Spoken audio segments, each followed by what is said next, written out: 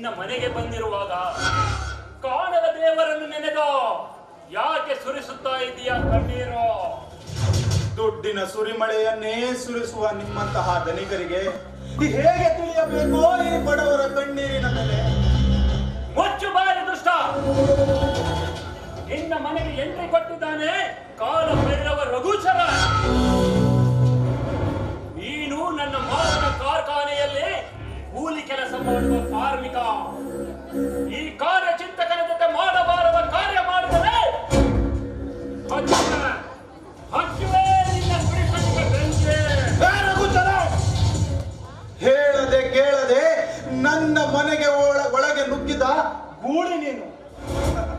ನನ್ನ ಮನೆಗೆ ಅಲ್ಲೋ ಮೊದಲು ನನ್ನ ರೋಮಿಗೆ ಹಚ್ಚೋ ಬೆಂಕಿ.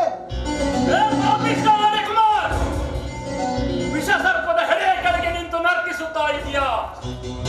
ಬೇಷ್ ಮಗನೇ, ತಂಗಿ ಮಣಿಪ್ರಭಾಳನ್ನು ಆರ್ಚಕ ಸತ್ಯವಾನನೊಂದಿಗೆ ಸರಸಕ್ಕೆ ಬಿಟ್ಟು ಷಡ್ಯಂತ್ರದಿಂದ ಈ ಊರಿನ ಜಮೀನ್ದಾರ ಕರಣೇಂದ್ರ ಪೂಜಾರಿಯ ಮಗ ಕವಿರಾಜನೊಂದಿಗೆ ಮದುವೆ ಮಾಡಿಸಿದ್ಯಾ? ಬೇಷ್, ಮೆಚ್ಚಲೇಬೇಕು ಕಣ ಬಡವನ ಖತರ್ನಾಕ್ ಬುದ್ಧಿಗೆ. ಗೊತ್ತು, ನನಗೆಲ್ಲ ಚೆನ್ನಾಗಿ ಗೊತ್ತು. ಇದೆಲ್ಲ ಮಾಯಾವಿ ಮಾರ್ತಾಂಡನ ಕುತಂತ್ರ ಅಂತ ನನಗೆ ಚೆನ್ನಾಗಿ ಗೊತ್ತು. ನೋಡು, ಕೊಲ್ಲಲು ಒಬ್ಬ ಇದ್ದರೆ ಬದುಕಿಸಲು ಮತ್ತೊಬ್ಬ ಇದ್ದೇ ಇರುತ್ತಾನೆ.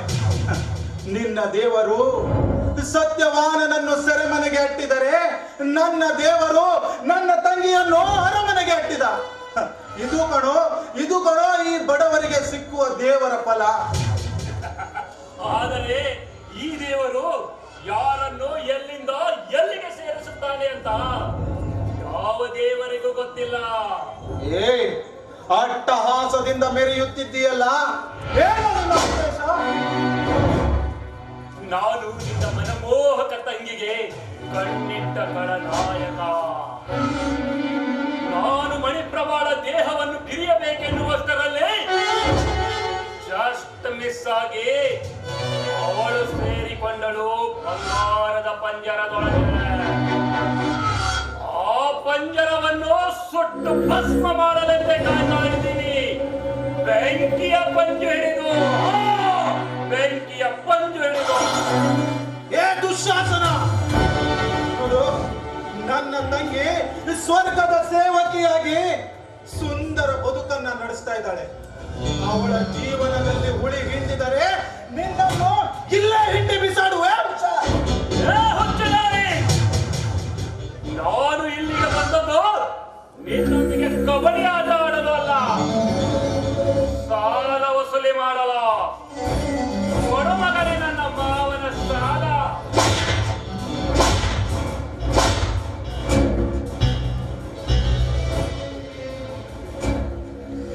ಎಷ್ಟು ಹೊಡಿತೀಯೋ ಹೊಡಿ, ನನ್ನ ದೇಹದಲ್ಲಿ ಬೇಕಾದಷ್ಟು ರಕ್ತ ಇದೆ.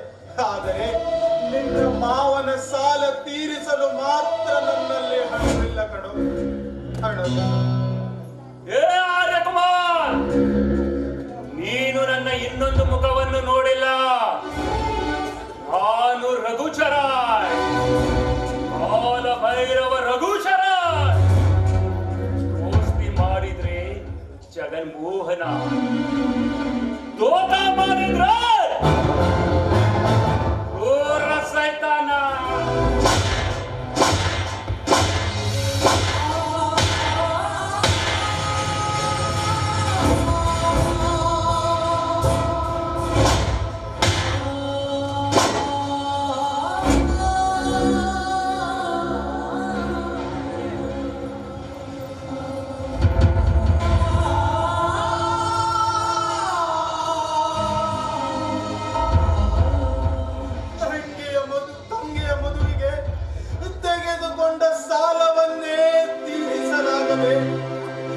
ಒದ್ದಾಡುತ್ತಿರುವ ಭಿಕಾರಿ ನಾನು. ನಿನ್ನ ಚಾಟಿಯ ಏಟಿನಿಂದ ನನ್ನ ಸಾಲ ಚುಕ್ತ ಆಗುವುದಾದರೆ ನನ್ನ ದೇಹದಿಂದ ರಕ್ತ ಚಿಮ್ಮುವವರೆಗೂ ಹೊಡೆಯುತ್ತಿರು. ನನಗೆ ಎದುರು ಮಾತಾಡ್ತಾ ಇದೆಯಾ?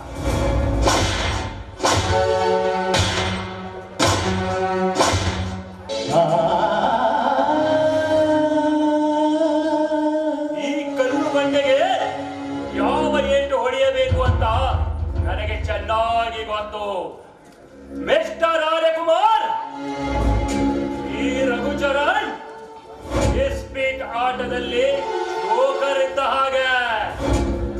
ನಾನು ಒಂದು ಸಲ ಎಂಟ್ರಿ ಕೊಟ್ಟೆ ಅಂದ್ರೆ ಆಟ ಗೆಲ್ಲಬಹುದು, ಸರ್ವನಾಶವಾಗಬಹುದು. ಈ ಹಠವಾದಿಯ ಚಟ ತೀರಿದ ಮೇಲೆ ಮತ್ತೆ ಬರ್ತೀನಿ.